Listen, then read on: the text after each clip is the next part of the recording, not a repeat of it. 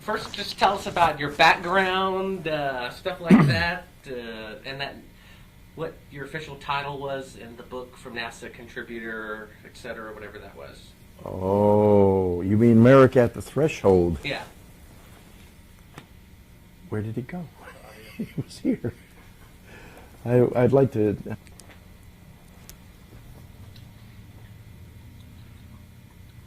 Yeah. Okay. Roland, just tell me about your background, whatever they called you in the book, and how you're affiliated or got affiliated with NASA, etc. Submitting your I idea. think the question really is, how did I get involved in this great big mess? Okay. And it's simple.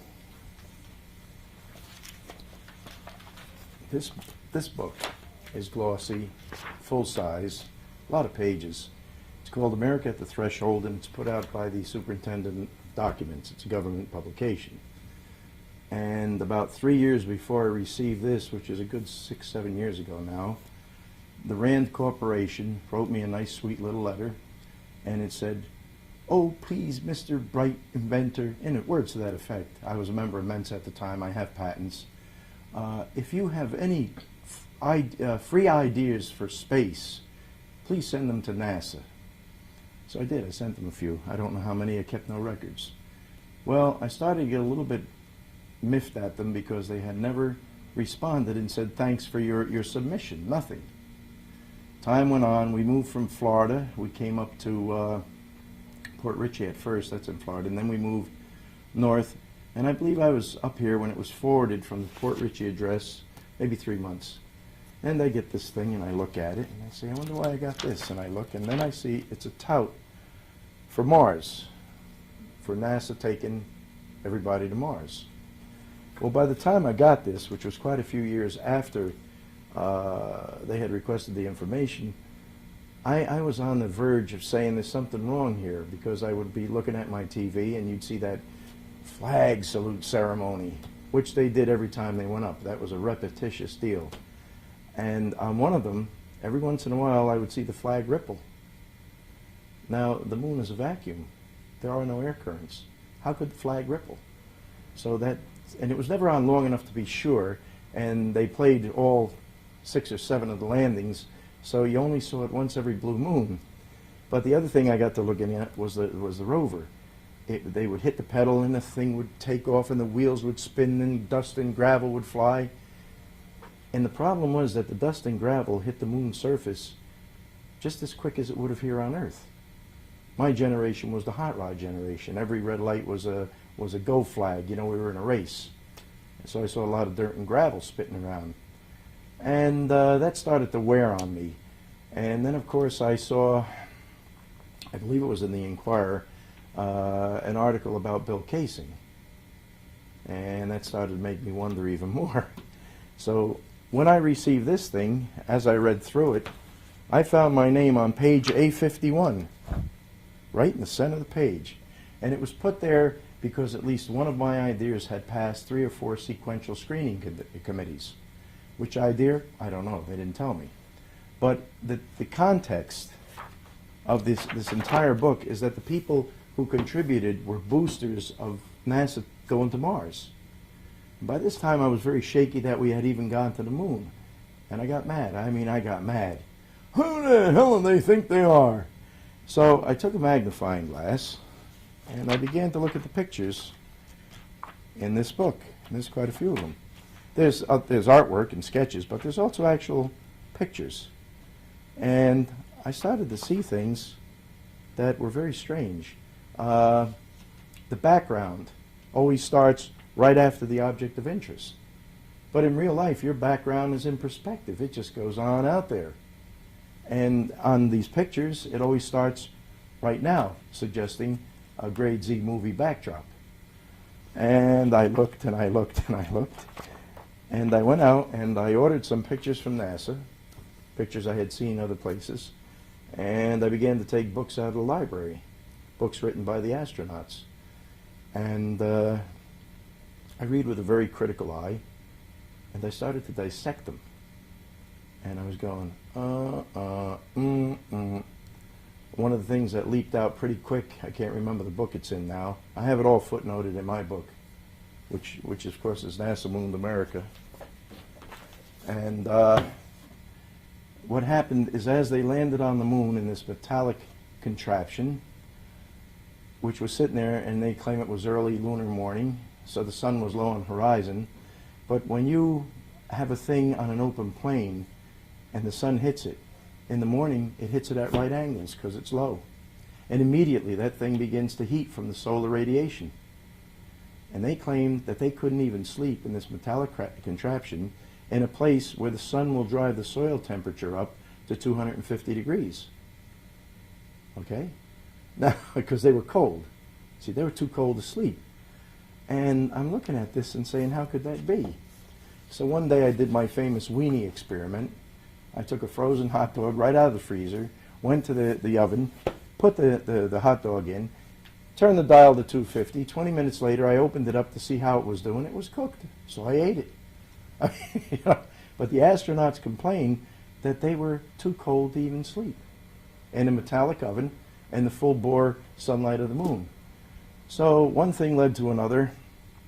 I also found books written by ex-government scientists, one of whom very definitely states that there's a radiation problem out in space, that whenever that sun throws a little fit, a little solar storm, that the amount of radiation is vast and immense, and that you would need 6 feet of shielding all around you, because X-rays do what they call diffract, to keep you alive from even a medium solar storm, or even a little one for that matter, solar flare, solar storm. So I took a very jaundiced look at the thing, and I began to write. It was not a book. It was more, what's the word I'm looking for, Bart? A report. That's a good word. Yeah, and I began to write more of a report because I wanted to forward it to Ross Perot, as he was ostensibly running for president at the time. I never did get through to him. But in the meantime, that report expanded and expanded, and one day it was book-sized, and I decided to publish. And I began sending feelers out, which I had been through before with my other books, and it seems nobody's interested. So I finally self-published it, and here we sit today. Tell me a bit about your background. Like, do you have a degree in anything? Where did you go to school? Where did you grow up? How did you become interested and scientifically minded and all that stuff? Well, I went to my share of schools, and I found that if you're not a rote learner, which I most definitely am not, that it's very difficult it's not doing the work, that's easy.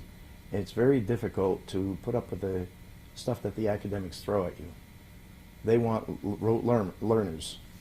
I do mine by logic. They do theirs by some expert said, and that's all they know. So basically I got out of college pretty quick, and I went to work, and I've worked at just about every job known to man. And in 1966 or 67, I picked up a book by Hugh Auchincloss Brown called Cataclysms of the Earth. And I read a few pages and threw the book at a wall. And I'm not a book abuser. But what the man had said was so astounding to me that I just, reacted. Ah!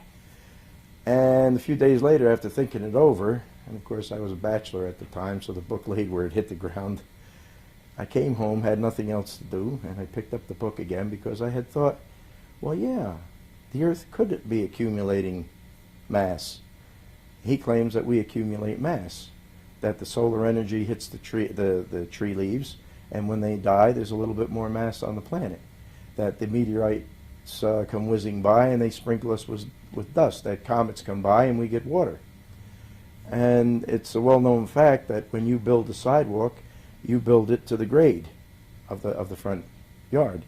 And yet if you go back 20 years later, and you can burn it with a torch, and I have, but the dirt is maybe an inch higher than the sidewalk. Well, where did that dirt come from? Someplace. And that's a plain, simple fact. Anybody can see and try that for themselves, so I forgave him. And I picked his book up, and then I can't remember what the second thing was, but once again I threw the book out, got away from it. And then I thought that over, and I decided, well, maybe he's right there. It's not that far-fetched.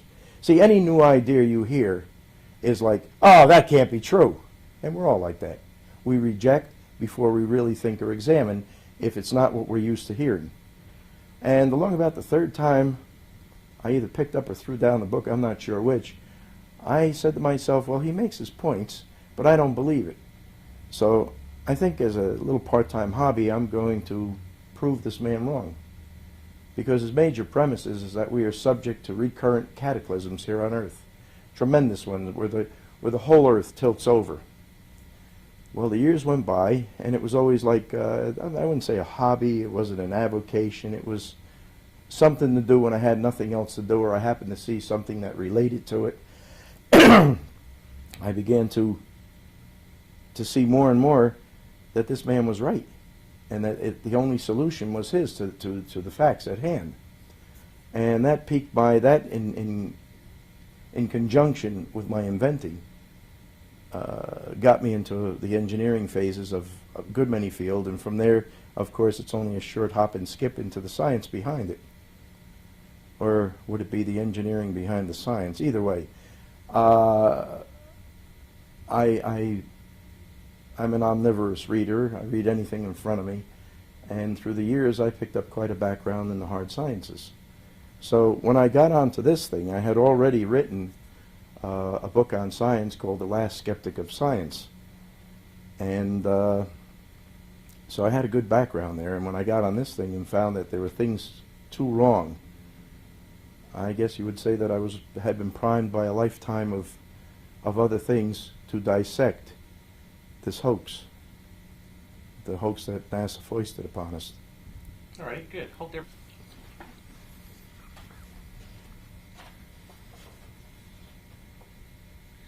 Alrighty, stand by. And go ahead. As I said, that the Rand Corporation sent me a letter. The final form of this entire thing, where I was asked by the Rand Corporation, which, by the way, is a CIA offshoot, and later on I had realized that the Rand Corporation was a CIA offshoot, which bothered me some. But they put me in this section here of America at the Threshold under a thing called the outreach process. Now, the outreach is their proposed trip to take people to Mars. Okay, hold for one. And go ahead. When the Rand Corporation first contacted me, I got a letter that said something like, "Oh, bright Mr. Inventor." At the time, I was a member of Mensa, which is the High IQ Society, and I'm also an inventor with 2 granted patents without any large corporation type help. And it said, NASA, poor NASA, would like some free ideas on space if you have any to donate. So I did. I sent in 3 or 4. I didn't keep any records, and I never received a confirmation that they had received them, which began to rankle me a little bit. It takes time to write an idea up. I gave them time, I gave them ideas, and they didn't say, gee, thanks for the submission.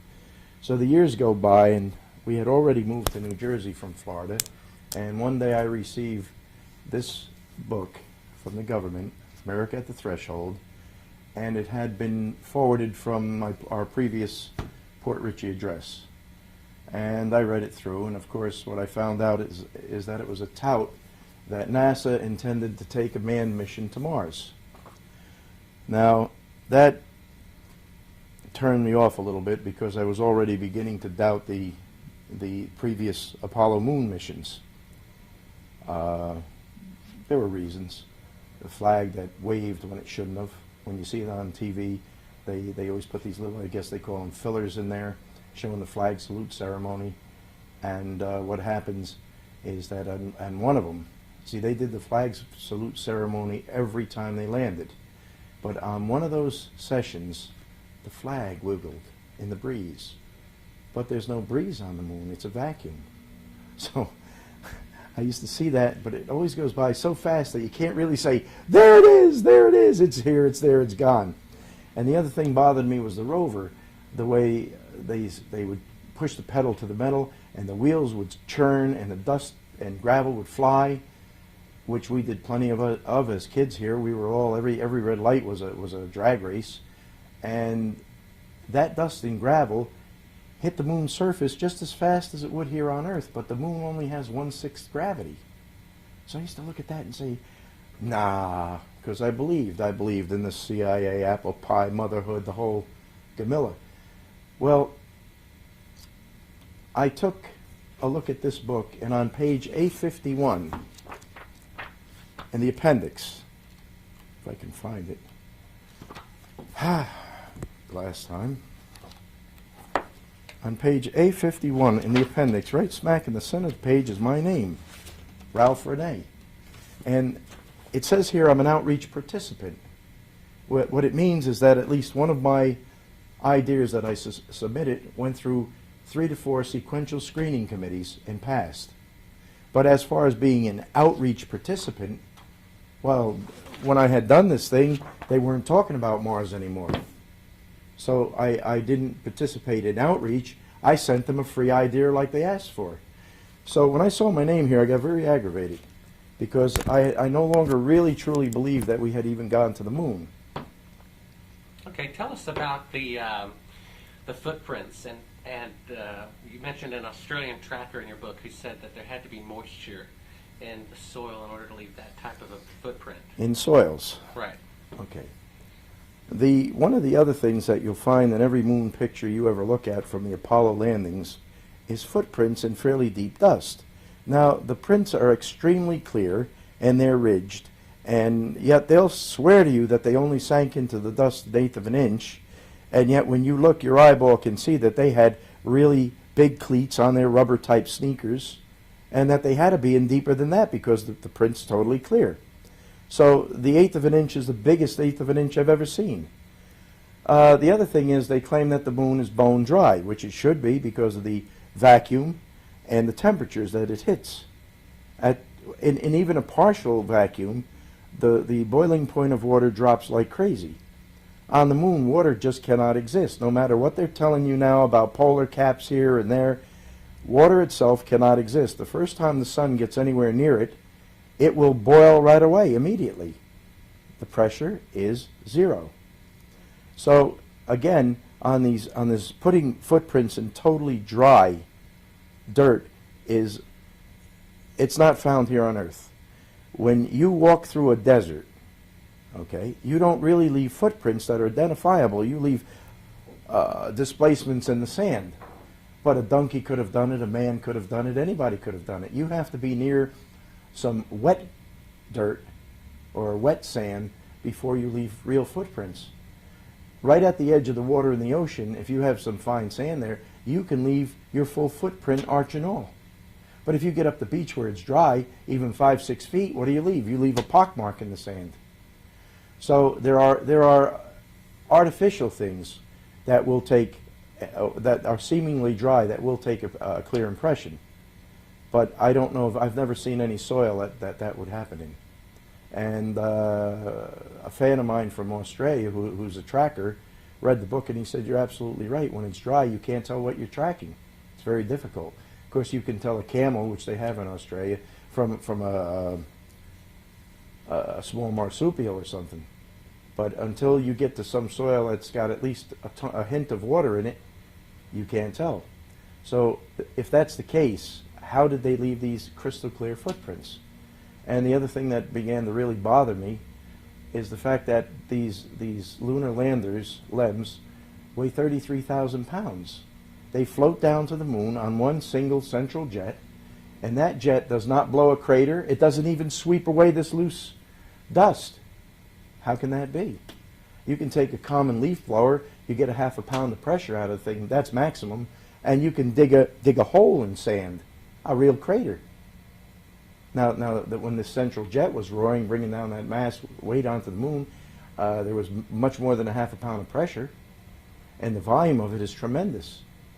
That bell is like 2-3 feet across, the nozzle of this engine. But it didn't blow away the loose sand and dust. How could this be? Because you will see pictures with the footprints almost under that jet. What did they do? Carefully sweep everything it blew away back in there? Yeah, You can't do that. They didn't carry a broom with them. Alrighty, good. Hold there for a second. Okay, tell us about the Van Allen radiation belt, the Soviets, their discovery of the radiation and all that. I can't remember the date right now, but I believe it was back in 63 or 64, right after the decision had been made by Kennedy and NASA to put men on the moon. The Royal Astronomer of Britain, his name was Lovell, and that's not James Lovell, the astronaut, went into Russia for a complete tour. They gave him a free and clear and complete tour of their space facilities. He was allowed to go anywhere he wanted. He was allowed to talk to anybody he wanted. There was no KGB controls put on this man. Why? I have no idea, but that's what happened. And he was told by the head of the Russian Space Agency to tell NASA that they did not know how to protect their cosmonauts from solar radiation once they were above the Van Allen shield, or belt, as whatever you want to call it.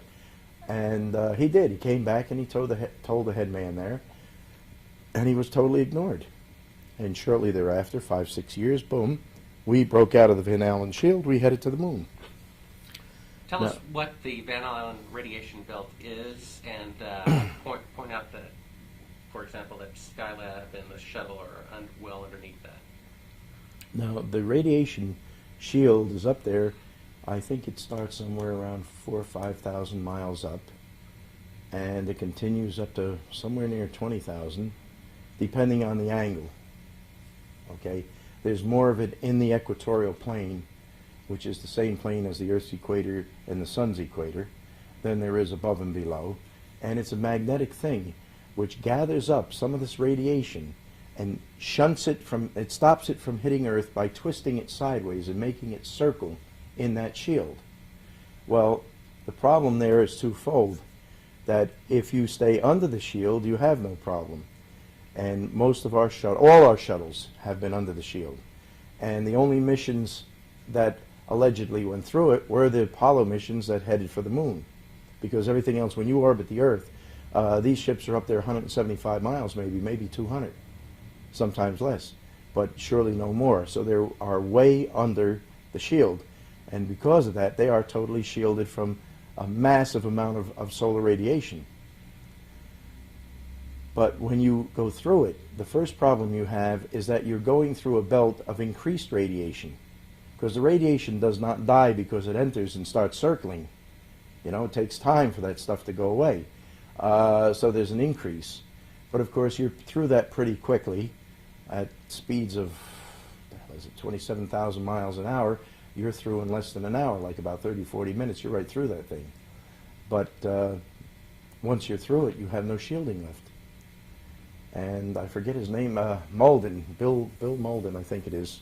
He was an astrophysicist with NASA for years, and in his book, he says you need 6 feet of shielding. And it doesn't have to be 6 feet of lead. 6 feet of shielding could be a water equivalent mass. So it would take 6 feet of water, which is a fairly good shield, or it might only take 2 inches of lead. But in either case, that shielding weighs the same.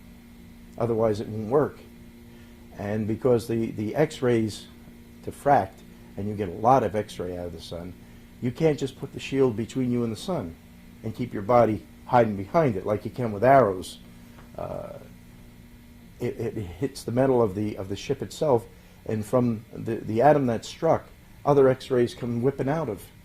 So the sun's in front of you, but you're getting hit from behind by X-rays that have been created by the secondary strike. And this is a big problem. The original NASA engineers, the Germans that we first imported after the war, the World War II, wrote a book. I have the footnotes in my book. I can't remember what it's called right now, but there was one whole section on space radiation, and they claimed that even a minor solar flare could put as much as 100,000 rem, and 500 is classed as enough to kill a human being, through a 1/4 inch of hull. Well, the command ship didn't have a 1/4 inch hull. It had a few thousandths of an inch, an aluminum-based compound. The LEM did not have a quarter-inch hull. It had a few thousandths of an inch. And surely their space suits were only cloth, even though they claimed they put some metallic threads in them and this was to protect them from the radiation. But a claim is not proof. If those suits could have stopped that radiation, we would have men in those suits tearing apart 3 Mile Island, because that pile is damaged and it is still active after all these years. 1983, was it? Whenever it was. The pile is still active. So if we could put men in suits that would sustain my God, it goes up to 3 gigs of electron energy from a heavy solar particle or a cosmic ray, and inside the pits it's only 18 megs, which is magnitudes of order less. So if you had a suit that would stop the solar radiation, then you could put a guy very easily inside a pit and say, go in there and pull that pile apart and let's get rid of that stuff. But we can't do it. Good. Hold on for a second. We're going to swap tapes. It's looking good. Are they hearing your questions? No, they're not going to hear my questions. What about Kennan and Harvey? You quoted them on page 49 in your book. Who are they? They were writers. Keenan and Harvey were writers that examined very critically NASA and some of their claims and how they got to send these ships out. And one of the things that they had to say was about the Grissom, Chaffee, and White disaster, their actual and literal practical cremation when the capsule got on fire on pad 34. One of the problems that had led up to this was the fact that Grissom had gotten to the point where he said the capsule was never going to go to the moon. It was so poorly constructed, everything was wrong with it. And he was scheduled for what they call a plugs-in test. And a plugs-in test is where they have live electrical circuits, and you're actually pushing these little switches that have power. And every time you push your switch, I don't know whether you know this or not, even at low voltage, a little tiny spark jumps from the inductive effect of the circuit beyond it. And they had, naturally, these tests allegedly, NASA claims today, were always conducted in 100% atmospheric oxygen atmosphere, unlike our atmosphere, which is 80% nitrogen and only 20% oxygen. Now, at some time during this very, very long test, all kinds of problems kept creeping up.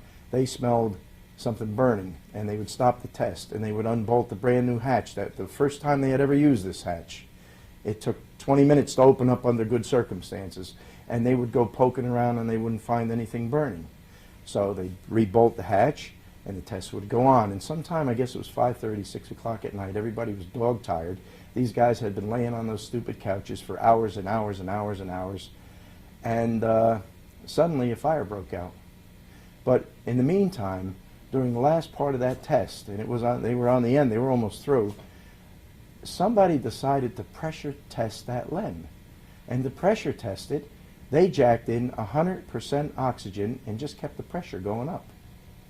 Now, I'm not a medical doctor, but someplace in my readings, it's my understanding that the instant you put people in even 14.7 pounds of pure oxygen, you're asking for medical problems. Now, NASA had conducted tests years and years before on 100% oxygen environments. And each time they did a test, it turned deadly. I mean, and these were at low pressure. These were at 5 pounds, 6, 7 pounds. And one man was taken out of the test chamber with his arm on fire. The fat and flesh of his arm was burning. They had thrown an asbestos blanket around that arm, and the blanket was burning because it was pure oxygen. Now, anybody that's ever had a chemistry course, all the welders in the world know about pure oxygen. It seems that everybody but NASA knew the dangers of dealing with pure oxygen and letting electricity get anywhere near around it, except NASA. So here we have 3 guys, all astronauts, one of them a troublemaker. Grissom, he was the most popular of the astronauts at the time, and he had threatened to go public with his complaints. He was going to talk to the press. They loved him. We have 2 other guys in there, and the first thing you know is a fire breaks out. Well, in a 100% oxygen environment, even if it was at the low pressure that they allegedly used in space, 5.2 pounds, it's deadly. What they were in was what's called a calorimeter bomb. If you've ever wondered how the scientist or the nutritionist can take a thing as wet as lettuce, okay, and tell you that there's X calories, and calories are a definition of a quantity of heat in this lettuce, this wet lettuce. Here's how they do it. It's simple. They have this huge iron cylinder, thick-walled. They put a pound of lettuce, let's say, or actually they probably would only put an ounce of lettuce in it. And they pack it up with oxygen, high-pressure oxygen, and they seal it, and they put it in a bath of water at known temperature and known quantity. Then they hit a spark plug, which is electricity. It jumps through the air, goes through a piece of the lettuce, the oxygen catches fire, the lettuce completely burns to an ash in an instant, like gunpowder, and the amount of heat given off is then received by the body of water around it, and a thermometer climbs a bit. From that, they can tell you about how many calories an ounce or a pound or whatever it is, the quantity of wet lettuce has. So when you put human beings in a high oxygen, or in this case 100% oxygen atmosphere, and you have them throwing live switches, and the switches are not explosion-proof switches, which probably wouldn't even be in an oxygen atmosphere anyway, but you're sitting there and you're saying, was this the spark that started? Nope. Was this the spark that started? They burnt. They were killed. They're dead. And in my book, I call it murder, because I know that these people went to high school, went to college, and knew what a calorimeter bomb was. I mean, they were science majors. How could they not? Question again? We're going to talk Oh, about Bliss. Okay. portable life support system. Well, that's okay. I got my foot on it. Nah, I let it bend. Well, just, Okay, go ahead. I believe that you want to know about the PLSS, which is the portable life support system for the so-called moonwalkers.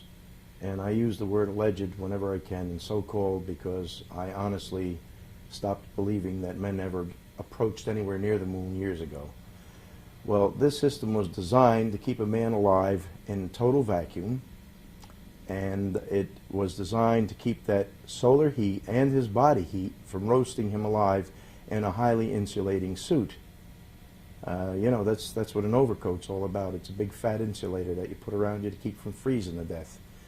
Well, these suits were not only that, but they were sealed so that any heat that you put in there didn't want to radiate back out too easy.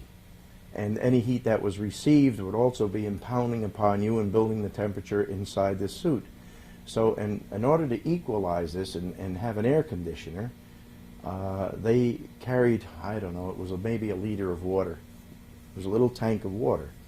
And this little tank of water was connected to a veined bladder, a suit that had veins running through it, and a little tiny water pump that kept pumping the water around the astronaut, and it went to a condenser section. And every once in a while, when this water was getting really hot, you know, starting to raise in temperature, which would have helped roast them, they took a little bit of the water and they ejected it into space, where it was subjected to what we call explosive decompression. You get the similar effect when you take a carbon dioxide extinguisher. The carbon dioxide inside that tank is not a gas, it is a liquid. And the instant you pull the trigger, you release this liquid, which is under a high pressure, to our 14.7 pounds of low pressure, and the thing explosively decompresses and creates a lot of cold and forms dry ice, actually. That's what those white flakes coming out of there are. So if you do it with water in the vacuum of space, you'll get a similar effect. And this would act as a coolant as long as that spray was directed onto the condenser. And then it would chill the water inside, and it would work. The only trouble is that when I calculated values for the amount of heat coming in off that sun, which is 20% hotter than our sun because there's no atmosphere or water vapor to act as a barrier, I wind up with things like that. They would have needed, I believe, 2 gallons of water to stay on the surface of the moon for the 4 hours they claim to have stayed there. So right away we're up against an improbable. The fact that they admit they need air conditioning, and they used air conditioning, even if it's explosive decompression of water, but the amount of water, they could not carry a sufficient supply of water to have done the job they claim it did. So one more time, it's an impossible situation. But by the same token, it shows that the moon's surface has to be hot, not cold. And if the surface is hot, the LEM had to be hot. And yet Aldrin and Armstrong claimed they couldn't sleep because it was so cold inside the LEM. So something's wrong. Warm metal radiates heat. It doesn't have to have air running around it, even though inside the LEM they did have an atmosphere brought up, which would have convected the heat from the hot walls into their suits and into their bodies. So it's an impossible situation. Outside you need air conditioning, inside you don't. Don't make sense. Okay, hold it. What do you want to know about? Julian show here, so here. Shear? Shear. Yes. And what is that about? Well, he's the guy that did something or other about the navigational end, but or is he the guy that, wait, I'll find it in the index. Let me find him first, and then I'll know where to look. He's an astrophysicist that worked for NASA. Yeah, tell about that. Oh, well, let me get the direct quote then. Okay. Let me go to that section. I was just there a few minutes ago. What the hell page were we on? The gotchas. No, it's sunstroke. It has to. Yeah? Yeah, go ahead. To go back to the solar radiation, and the fellow named Bill Malden, or is it John Malden? I think it's John Malden. Anyway, in his book he states, quote unquote, cosmic particles are dangerous, come from all sides, and require at least 2 meters of solid shielding around all living organisms. Well, that's what we are. We're a living organism. And no 2 meters, you have a problem. He goes on to say that solar or star flares of protons, an occasional and severe hazard on the way out of and into planetary systems, can give doses of hundreds to thousands of rem over a few hours at the distance of Earth. Such doses are fatal and millions of times greater than the permitted dose. Death is likely after 500 rems in any short time. So what we have is the plain simple fact then that every time our astronauts went up, there couldn't have been any solar flares. And if there were, they're all dead. Now, I got information from NOAA after my God, it was a year's struggle, about the solar flares. I never got exactly what I wanted, and my computer got virused the second time around when I threatened to go to my congressman to get this information. But basically, there is a fellow there named McKenna who in 1972 we were subjected to the biggest solar flare of the entire century. And he did a whole book on it, which I have my hands on. And it turns out that there are so many solar flares, even at the low end of the cycle. In fact, 1972, when they had the biggest flare ever, was the low end of the cycle, the solar cycle it's called, that, as McKinnon says, a probability of 10 to 20% should be considered a low probability for Class M events. That's medium flares. So out of every 10 flares, you're going to get 1 or 2, which are medium. And the X-ray, he claims at least 1% will be Class X, the deadliest of storms. So out of 100 storms, you will get 1 monster, okay, which will produce those hundreds of thousands of rem. Now, I also happen to have a chart here that I extracted from the McKinnon, the information I got from NOAA, some of it from McKinnon, and it turns out that for all the trips, for missions 8 through 17, including 13, which had to go and come back, that there had to be 1,485 flares total. This is a statistical average, okay? Now, at 1,485, that means that 14 were humongous X-rated flares. That means that, I don't know, what is it, 300-400 were medium flares on all these trips, of course. But there was 1, 2, 3, 4, 8 or 9 trips. So we're talking 1.4 X-rays, X-rated, I'm sorry, for each trip, and we're talking maybe 10 flares medium for each trip. Why, any one of them would have killed everybody on board. Okay, good. Tell us about the shadow angles not corresponding with where they're supposed to be on This the is moon very at the time of difficult day. because I still cannot pin down the goddamn latitude and longitude of the landing. One of my problems was I did the best I could when I went after the information. Every book has a different latitude and longitude. Talk to us about the photograph of the two astronauts and the shadows being a different length. Nah, give me better than that. That's boring. Give me some good stuff. Come on. Good stuff. Wheat deal. Okay, people. That's the first day I've heard that over and over and over again. Want to cover it or not? Okay, go ahead. Start from what you said from the top. Okay, one of the biggest problems with people, getting people to really examine the evidence in my book, is the fact that the first thing that hits them in the head is that if NASA had done this hoax, Russia, at that time, we're in the height of a horrible Cold War, would have ratted them right out. And when you think about it, you say, yeah, that's right.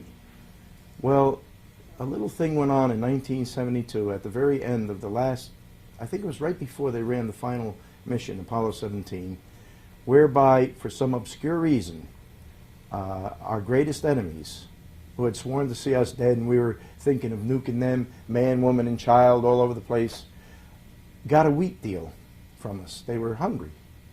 And it turns out that communism doesn't seem to be able to produce food. In a land where there's plenty of food, when you become communist, shortly thereafter there is no food.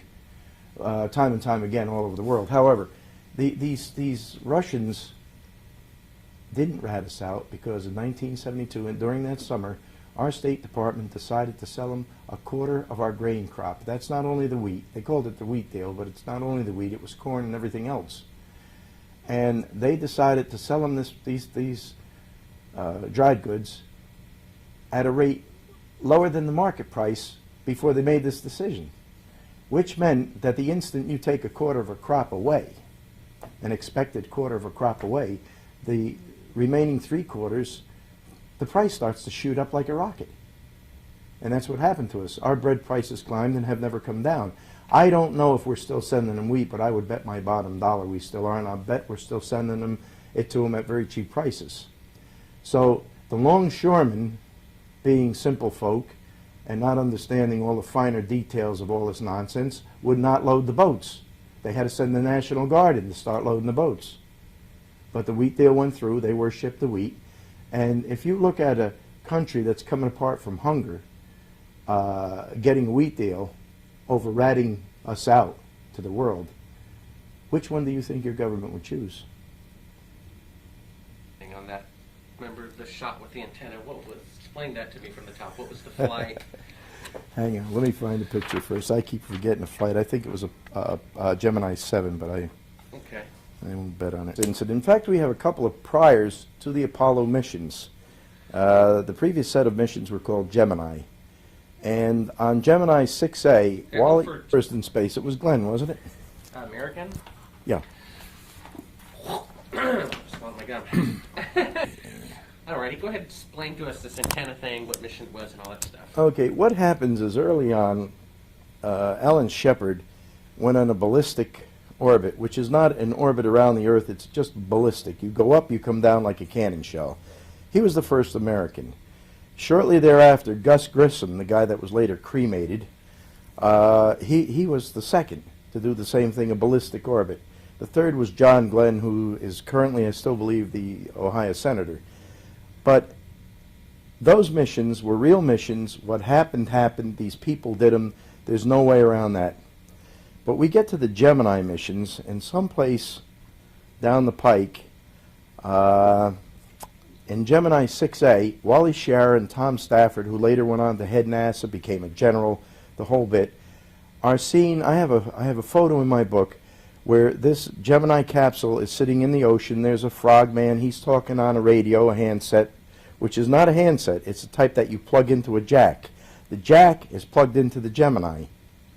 Okay, so he's using a Gemini radio to talk to a helicopter, which obviously is right above his head, otherwise he couldn't be there. Now, in the front of this capsule, hanging up there maybe 15, 16 feet, is a fiberglass antenna bolted into the Gemini capsule, which had allegedly just re-entered from orbiting the Earth for a day or a week or whatever the time period was. Now, when you reorbit, you have this very fiery re-entry bit, which gave them a lot of problems, and they had to put tiles on the shuttle, and the Gemini missions had to come in fat-nosed and forward, and there was an ablative shield there, which means that the shield starts to get hot and pieces of it flake off and fly away and take the heat with it. But a fiberglass antenna would have been chewed up so fast. You can take a common household match and without any wind blowing and put it under some fiberglass, and it probably will start to burn. And once it starts to burn, it ain't easy to put out. So how could that fiberglass antenna have re-entered? Because NASA tells us that those temperatures are 5,000 degrees.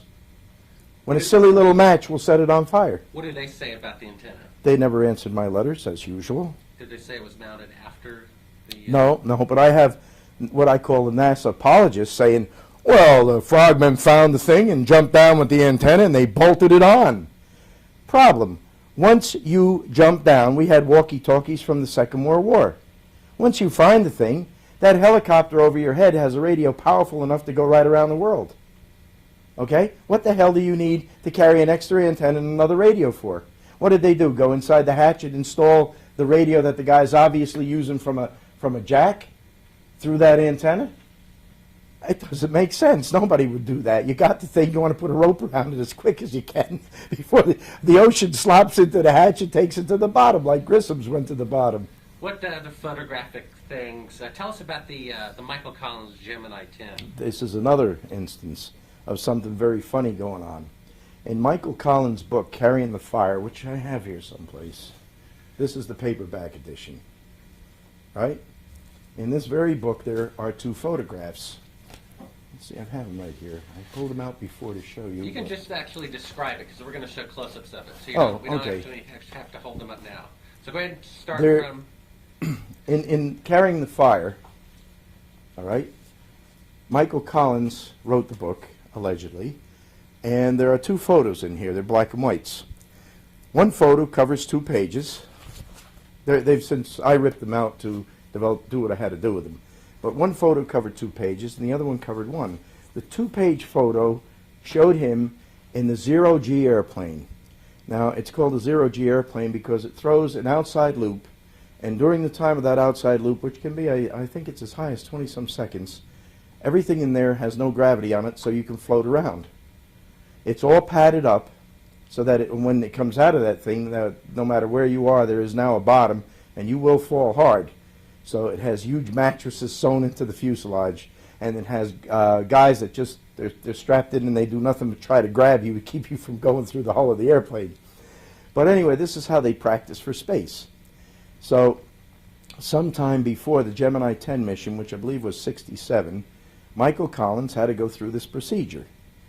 And he did, and they took a picture, which he finally printed in his book. Well, during Gemini 10, he took a spacewalk.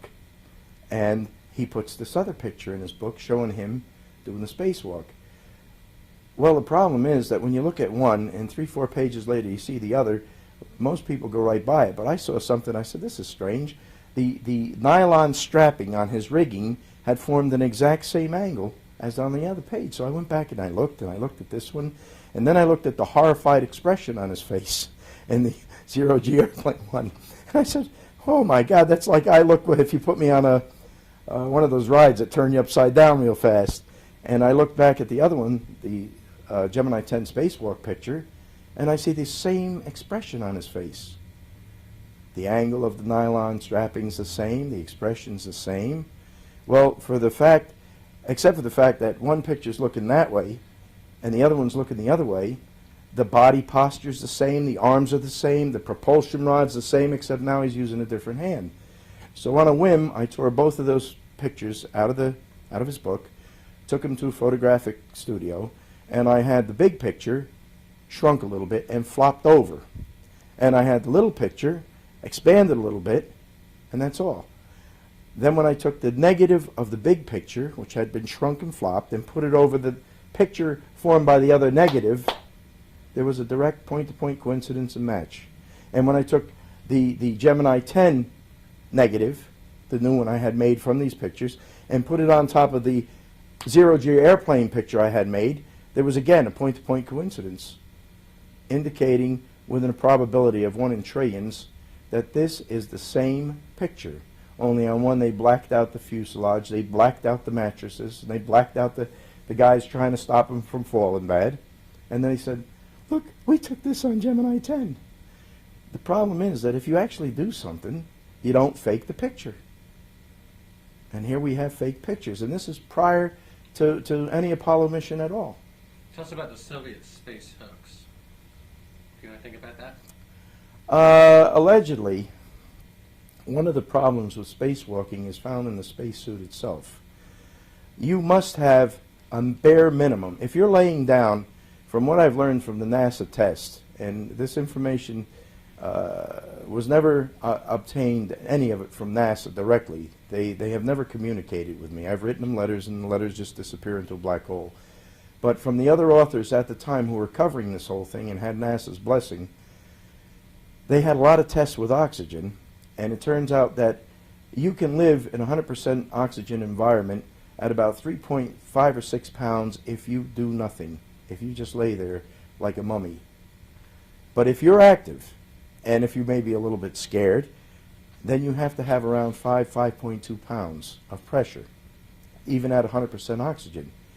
Well, that doesn't seem like much because we're at 14.7 right now, but it's an equalized in and out. But if you consider that a punching bag, you know, a fighter's speed bag, is as hard as a brick, and that's only at 4 pounds. If you consider that they have a set of the EMS people have developed a set of blow-up pants, short pants, that if your lower end is wrecked horribly in an accident, they get there, they put these things over you, they clip them shut, and they take a little tiny hand pump and they go, they put about 2 pounds of pressure in them, they blow up against your body, and they stop your massive bleeding. Now, once they put them on you, they will not take them off. They are only taken off on a surgeon's table when you're surrounded by doctors and nurses and everything else. Then they cut them off fast and go after your bleeding stumps or whatever's left. That's only 2 pounds of pressure. Consider again when you put a sphagnometer cuff, what you call a blood pressure cuff, around your upper arm, and the guy takes that little tube and he goes, that's 2 pounds of pressure. You can't wait till it comes off. It's not painful precisely, but it's so annoying you're starting to say, well, get this thing off me. So if you get in a suit that's at 5.2 pounds of pressure, you have to look like the Michelin Man. No matter how they build it or how clever they are, you are blown like that speed bag, like that's the blood pressure cuff. And yet, when you see them now, anytime there's wrinkles in their suit, they're up there and they're moving all around. I watched them repair the Hubble, allegedly.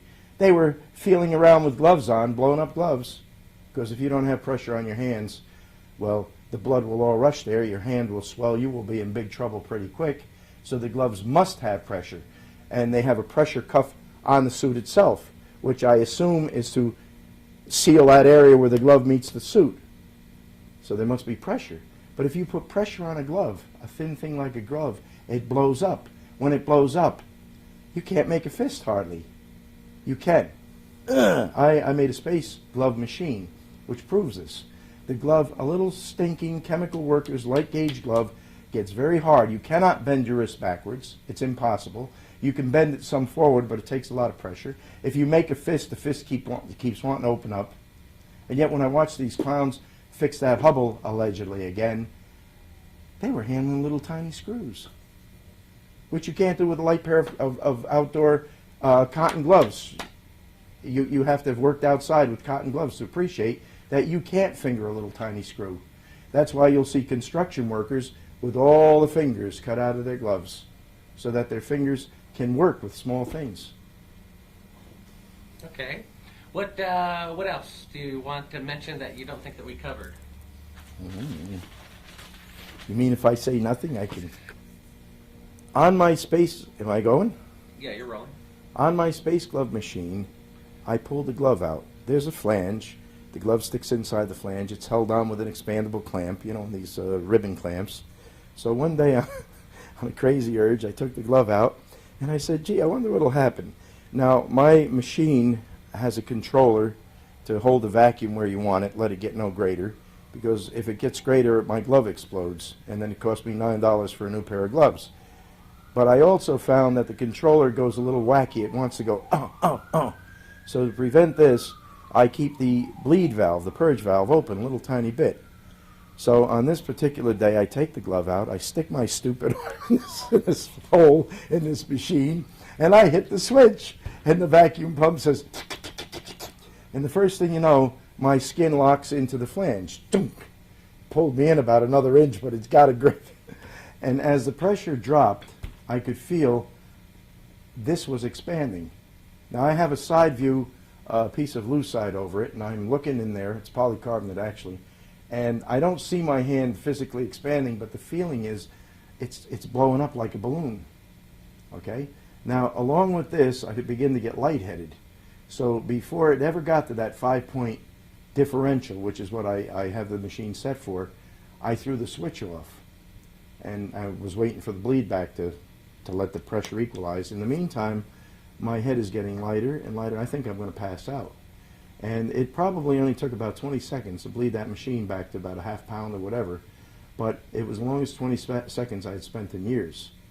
And subsequent to that, I found out that from the days of the high altitude flights, that they did a lot of work with it, and a young man in good condition is allegedly can only spend, I think it's 20 minutes at 30,000 feet, where you still have a lot of pressure left, and it does damage.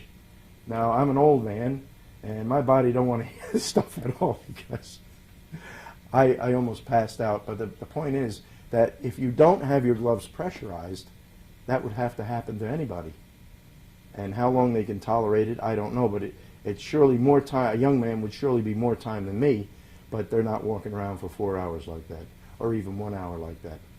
So the gloves must be pressurized. If they are pressurized, they become... Shepard finally went to the moon. He took a golf ball with him, and he took... Start from the top, that sentence, please. Go ahead. When Al Shepard went to the moon. When Al Shepard went to the moon, he took a golf ball with him. And he also took a thing that you could hit the golf ball with. It wasn't a club, it was a ready, handy-made thing. And anyway, there's the camera behind him, and Al's there, and he's talking to Houston, base. And the conversation, if I recall, that I've seen on these TV blurbs that they always used to show us anyway, before I wrote my book, he was talking to Capcom, and he says, now I'm going to hit this little ball, first shot, golf shot on the moon or something like that. And he smacks that ball, and I believe the first time it bobbled, and the second time he got a good whack at it, and the thing took off downrange, and the camera's behind him, so you can see it going a ways out there, and then very slowly it came off and started to curve to the right. And Capcom says, that looks like a slice to me, Al. Okay? Now, since then, since I wrote my book, I have no longer seen that shot. I have been told by other people that 2 years ago he went on a radio station somewhere in the D.C., Washington, D.C. area, and he said, oh, no, my. He says, a golf ball can't curve in space, which is the point I make exactly in my book. There's no air. He says what it did was, what do you call it when you hit a ball and it just skids off the end of your club sideways? Anyway, when you hit it and it skids off the end of your club sideways, the camera behind you can't see that ball disappear. It's gone, like right now, whack! You barely see it start, it's gone. And I just saw another one at home. I have another film taken from that period of time, but allegedly. But now the camera is to his side when he hits that ball. So either they had two cameras filming that thing, or they just added a camera recently. I don't know which it is, but I can tell you this, that no golf ball can turn, can curve in space, in the vacuum of space, because that is the Bernoulli principle, and it needs air. Okay, good. Hold there. Let's set up for one closing dolly shot.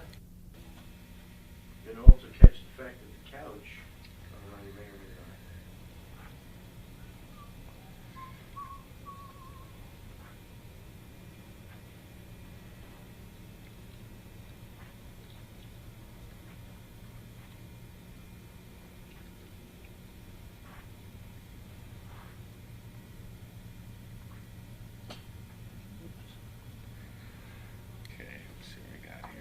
All right, Corbin, that's fine. Go ahead and come out of the shot.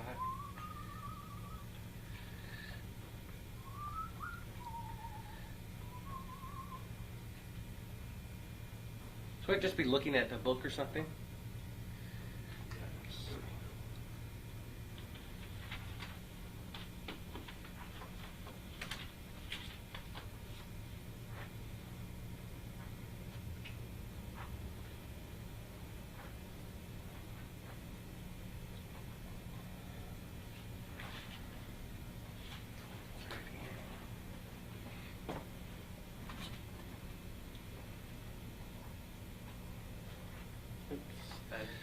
Yeah.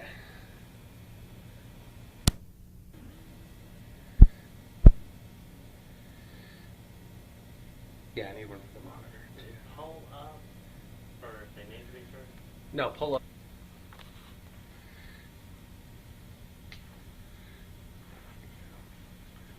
Alrighty. I'm gonna cut on the edge of the table.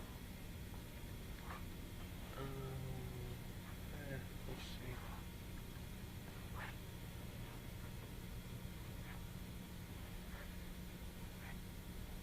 Try zooming in just a little bit. Yeah, that'd be great. Okay. Let me go this way. Yeah.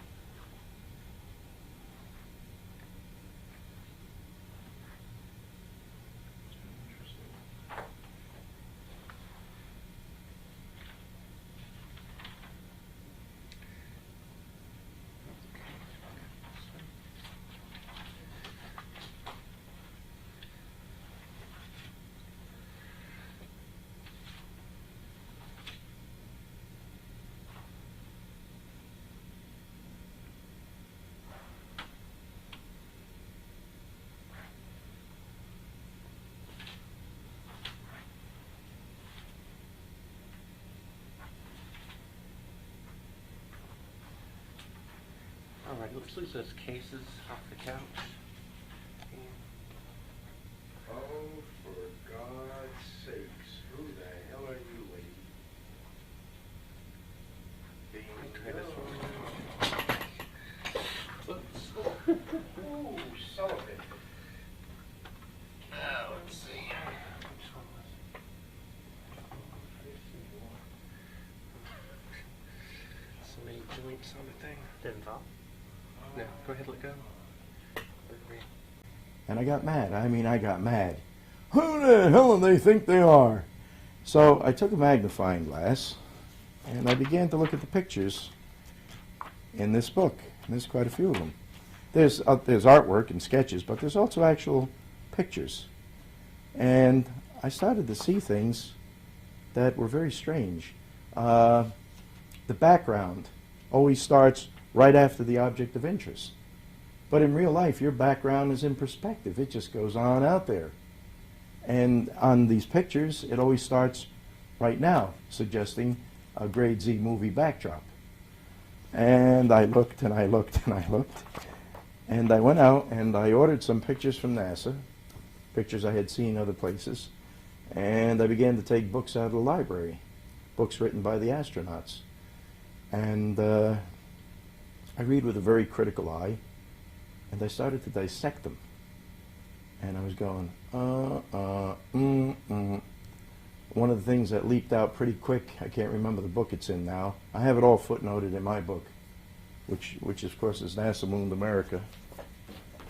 And if you have any free ideas for space, please send them to NASA. So I did. I sent them a few. I don't know how many. I kept no records. Well, I started to get a little bit miffed at them because they had never responded and said, thanks for your submission. Nothing. Time went on. We moved from Florida. We came up to Port Richey at first. That's in Florida. And then we moved north. And I believe I was up here when it was forwarded from the Port Richey address, maybe 3 months. And I get this thing and I look at it and I say, I wonder why I got this. And I look and then I see it's a tout for Mars, for NASA taking everybody to Mars.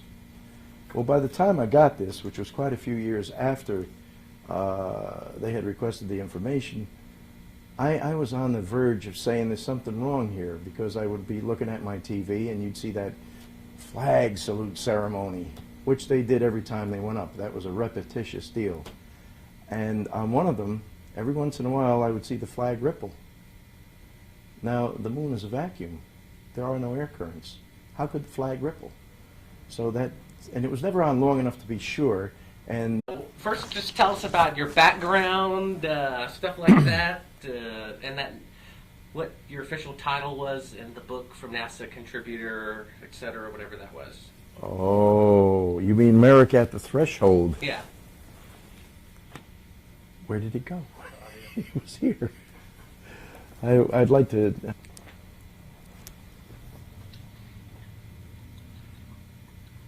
Yeah. Okay. Roland, just tell me about your background, whatever they called you in the book, and how you're affiliated or got affiliated with NASA, etc. Submitting your I idea. think the question really is, how did I get involved in this great big mess? Okay. And it's simple. This book is glossy, full size, a lot of pages. It's called America at the Threshold, and it's put out by the Superintendent of Documents. It's a government publication. And about 3 years before I received this, which is a good 6, 7 years ago now, the Rand Corporation wrote me a nice, sweet little letter, and it said, "Oh, please, Mr. Bright Inventor," and words to that effect. I was a member of Mensa at the time. I have patents. And they played all 6 or 7 of the landings, so you only saw it once every blue moon. But the other thing I got to looking at was the rover. They would hit the pedal and the thing would take off and the wheels would spin and dust and gravel would fly. And the problem was that the dust and gravel hit the moon's surface just as quick as it would have here on Earth. My generation was the hot rod generation. Every red light was a go flag. You know, we were in a race. So I saw a lot of dirt and gravel spitting around. And that started to wear on me. And then, of course, I saw, I believe it was in the Inquirer, an article about Bill Kaysing. And that started to make me wonder even more. So when I received this thing, as I read through it, I found my name on page A51, right in the center of the page. And it was put there because at least one of my ideas had passed 3 or 4 sequential screening committees. Which idea? I don't know. They didn't tell me. But the context of this entire book is that the people who contributed were boosters of NASA going to Mars. And by this time I was very shaky that we had even gone to the moon. What happened is, as they landed on the moon in this metallic contraption, which was sitting there, and they claim it was early lunar morning, so the sun was low on the horizon. But when you have a thing on an open plane and the sun hits it, in the morning it hits it at right angles because it's low. And immediately that thing begins to heat from the solar radiation. And they claimed that they couldn't even sleep in this metallic contraption in a place where the sun will drive the soil temperature up to 250 degrees. Okay? Now, because they were cold. See, they were too cold to sleep. And I'm looking at this and saying, how could that be? So one day I did my famous weenie experiment. I took a frozen hot dog right out of the freezer, went to the oven, put the hot dog in, turned the dial to 250. 20 minutes later, I opened it up to see how it was doing. It was cooked, so I ate it. You know, but the astronauts complained that they were too cold to even sleep in a metallic oven and the full bore sunlight of the moon. So one thing led to another. I also found books written by ex-government